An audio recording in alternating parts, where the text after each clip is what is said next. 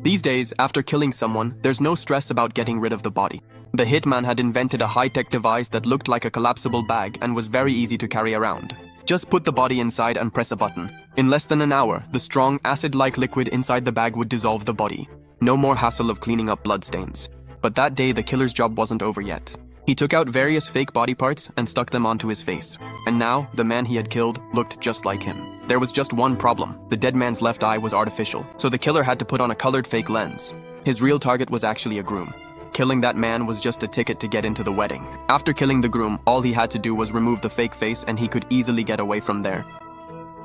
But as the killer was looking around, he noticed a hidden camera on a guest's chest. This person was an FBI agent. Seeing this, the killer got worried because his boss hadn't told him that there would be FBI agents present during the job. Now the job was a bit more difficult, so he demanded more money. Just as the killer was demanding more money from his boss, a maid arrived whose job was to open oysters.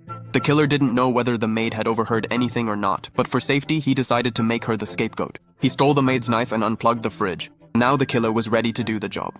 He went to the bathroom where the groom was urinating. The killer grabbed the groom and injected him with a syringe filled with anesthetic. The groom collapsed right there. Then the killer pretended that the groom was drunk and, supporting him, led him toward the beach. Because he had already unplugged the fridge, the oysters inside were no longer fresh. The maid panicked. She thought someone was playing a prank. Left with no choice, she went to the storage room to get fresh oysters, but this was exactly the killer's plan. He had already finished off the groom with the maid's oyster knife. At this critical juncture, with all the preceding events having unfolded, the only remaining course of action, the sole inevitable outcome, was to patiently and perhaps anxiously await the moment when the full weight of the accusation, the undeniable burden of culpability, would unequivocally and irrevocably descend upon the unsuspecting maid, who, through no fault of her own, was destined to become the convenient scapegoat in this unfolding drama, a tragic figure upon whom all the blame would ultimately and unfairly be cast, sealing her fate in this unfortunate affair.